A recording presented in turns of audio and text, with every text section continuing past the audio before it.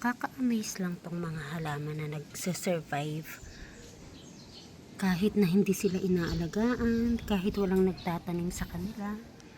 Ayan, meron tayong bisita. Diba? Nandyan lang sila sa kakapiranggot na lupa, tutubo, kahit na sementado. Pero yung ano lang, maliit na lupa, kaya nilang mabuhay. Kahit maarawan sila, maulanan. Ito pa friends. Oh. Ayan. Nasa semento. Sa gitna ng kalsada. Ayan. Sa gitna ng daan. May lupa. Ayan. Survive sila. Nag-usap. Ayan. Walang nagkaalaga sa kanila. Nagdidilig man o ano. Pero ayan, nabubuhay sila. Ayan, isa pa. Meron lang maliit na butas dyan sa wall. Pero, ayan siya. Oh, lumaki siya. Ayan. Ang galing, diba? Sino ba ang magdidilig dyan? Sino ba ang magtatanim dyan? Sa kanyang butas ng ano, dingding. Pero, nag-survive siya. Ang laki pa ng dahon.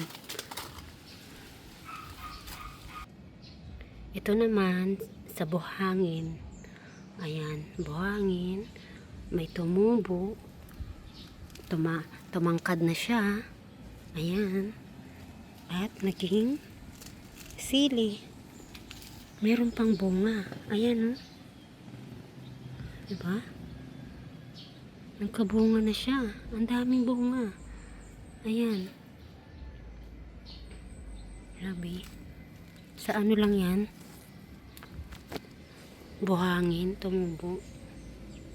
Ayan. Sa gilid. Meron pang bunga. Galing. Nakakatawa. And, ayan pa. Sa crack na pader. Ayan. Merong sumibol na halaman. Ang galing. Diba? Sino pa ang nagtanim niyan? Nag-alaga, nagdilig. Pero, kusa silang tumutubo. And they survive yung mga calamities, bagyo, lindol, baha, o ano man. Nabubuhay sila. So, tayo din, friends. Kung binabagyo tayo ng problema sa buhay, kapit lang. Kasi kung sila nga inaalagaan ni God, tayo pa ba? Kaya stay positive, stay grateful.